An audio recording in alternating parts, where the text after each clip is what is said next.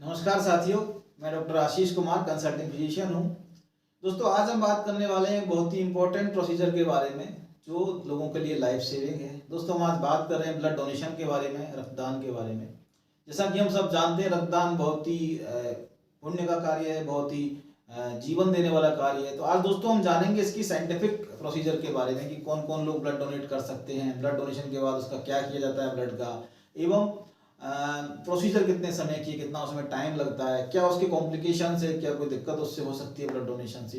तो ऐसी छोटी छोटी चीज़ों के बारे में आज जानेंगे। आइए शुरू करते हैं। सबसे पहले हम बात करते हैं कि कौन ऐसा व्यक्ति है जिसको ब्लड की जरूरत पड़ती है या ब्लड की आवश्यकता ही क्यों पड़ती है। तो दोस्तों, जैसा कि इतनी सारी एडवांसेज मेडिकल फील्ड में हो गई है, लेकिन फिर भी अभी तक भी कोई ब्लड का सब्स्टिट्यूट नहीं मिला है, क्योंकि ब्लड को बहुत ही स्पेसिफिक तरीके से चढ़ाया जाता है। आपने नाम सुना होगा कि जो ब्लड ग्रुप्स होते हैं, जैसे कि ए पॉजिटिव, बी पॉजिटिव, तो एक ब्लड ग्रुप का जो ब्लड है उसी ब्लड ग्रुप के व्यक्ति को चढ़ाया जा सकता है। ऐसे में बहुत ही स्पेसिफिक है और इसका कोई विकल्प नहीं है। यानी कि आप सोचिए कि कोई अगर एक्सीडेंट हुआ है, उसमें बहुत ज़्यादा मात्रा में ब्लड लॉस हो गया है, या कोई प्रेग्नेंट लेडी है, उसकी डिलीवरी हुई है, उसके बाद बहुत ज़्यादा उसका ब्लड लॉस हो गया, या कोई बड़ी सर्जरी है जिसमें ज़्यादा ब्लड लॉस होना है, तो अगर ऐसे पेशेंट्स को ब्लड की अगर उस समय उपलब्धता नहीं होगी तो उन पेशेंट की जान जा सकती है।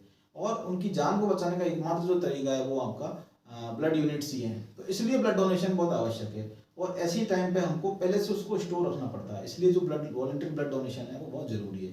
अब हम बात करते हैं कौन ऐसे व्यक्ति हैं जो ब्लड डोनेट कर सकते हैं। तो साथ ही कोई भी स्वस्थ व्यक्ति जिसकी उम्र 18 प्लस हो, 18 साल से अधिक जिसकी आयु हो, जिसको कोई डिजीज अभी पिछले 3 महीने में नहीं हुई, जैसे कि मलेरिया है, टाइफाइड है या हेपेटाइटिस, ऐसी डिजीज नहीं हुई हो, जिसको ऐसी बीमारी ना हो जो ब्लड से फैलती है, जैसे कि हेपेटाइटिस बी है, HIV है, या और कुछ रेयर डिजीज हैं जो ब्लड से फैलने वाली है, हेपेटाइटिस C है, ऐसी बीमारी उसको नहीं होनी चाहिए। पिछले 1 वर्ष में उसकी कोई सर्जरी नहीं होनी चाहिए, मेजर सर्जरी नहीं होनी चाहिए। अगर कोई लेडी है जो ब्लड डोनेट करना चाहती है तो उसका मेंस्ट्रुअल पीरियड नहीं होना चाहिए, उसके मासिक धर्म का समय नहीं होना चाहिए, उसको प्रेगनेंसी नहीं होनी चाहिए, वो महिला ब्रेस्ट फीडिंग नहीं करती हुई होनी चाहिए, क्योंकि ये सब कंडीशंस है इनमें अपने आप में ब्लड की कमी मानी जाती है।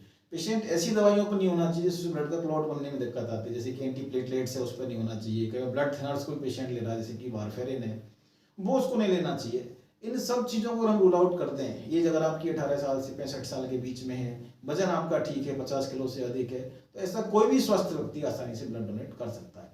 अब बात आती है कितने दिन के अंतराल से कर सकता है।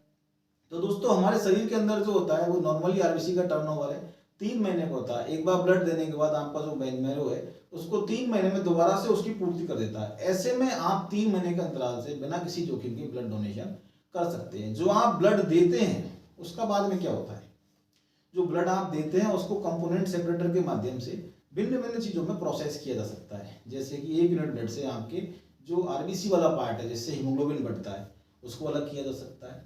एक जो प्लेटलेट वाला पार्ट है, जैसे कि आपने नाम सुना होगा मलेरिया में, डेंगू में प्लेटलेट की कमी हो जाती है, तो उसमें उस प्लेटलेट को चढ़ाया जा सकता है। इसी प्रकार से जो प्लाज्मा है, कई डिजीज ऐसी होती है जिसके अंदर ब्लड का क्लॉट बनना बंद हो जाता है हमारे शरीर के अंदर, तो ऐसे में कई बार हमको फ्रेश फ्रोजन प्लाज्मा यानी जो प्लाज्मा वाला पार्ट है ब्लड का वो काम में आता है। ऐसे एक आपके दिए हुए ब्लड से 3 से 4 लोगों की जान बचाई जा सकती है, अगर हम सिंपल भाषा में इसको कहें तो। अब हम बात करते हैं प्रक्रिया के बारे में। दोस्तों, ब्लड डोनेशन की प्रक्रिया बहुत आसान है, पूरा 5 से 10 मिनट का समय लगता है। जिस तरह से आप सैंपल देते हैं आपके यहाँ से कोहनी के आगे वाले हिस्से से, उसी जगह से ब्लड लिया जाता है। इस पेन में पंचर करने के बाद मुश्किल से 8 से 10 मिनट का समय लगता है। ब्लड देने के बाद कुछ देर आपको लेटे रहना देता है, क्योंकि कई बार देखा गया है कि एकदम से आप खड़े हो जाएं तो चक्कर आ सकते हैं। उस दिन ब्लड देने के बाद आप जो भी रूटीन कार्य करते हैं रेगुलरली वो आसानी से कर सकते हैं। लेकिन ध्यान देने योग्य बात यह है कि ऐसा कोई काम आपको नहीं करना है जिसके लिए आपका शरीर कस्टम्ड नहीं है, यानी जिसके लिए आपके शरीर को आदत नहीं है। सपोज करें रोज आप बिल्कुल एक्टिविटी नहीं करते हैं और ब्लड देने के बाद अगर आप 1 घंटे लगातार वॉक करेंगे तो हो सकता है आपको चक्कर आ जाए।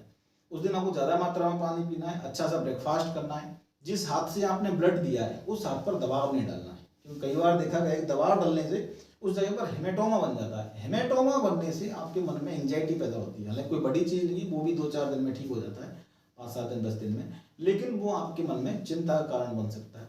तो ऐसे में उस हाथ पर आपको दबाव नहीं डालना है और ब्लड देने के 3 महीने बाद तक ब्लड डोनेट नहीं करना है, क्योंकि बार बार ब्लड डोनेट करने से आपके अंदर जो शरीर है उसके अंदर ब्लड की कमी आ सकती है। दोस्तों, ब्लड डोनेशन करने के फायदे क्या हैं? एक तो इंपॉर्टेंट चीज़ है कि अगर आपसे ब्लड ले लिया गया तो आप फिजिकली फिट है, एक रूटीन चेकअप आपका हो जाता है। दूसरा, जो ब्लड से फैलने वाली बीमारियां उनकी जांच ब्लड लेने के बाद की जाती है। अगर उनमें से कोई दिक्कत निकलती है तो आपको सूचित कर दिया जाता है।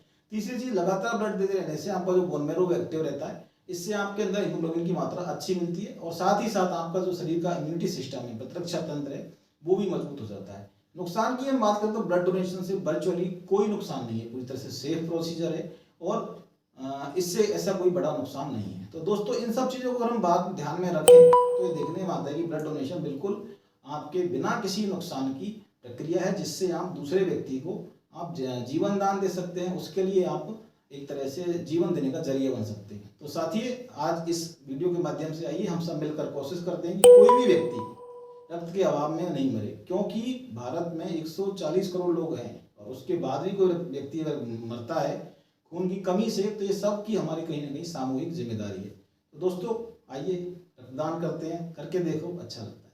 Thank you.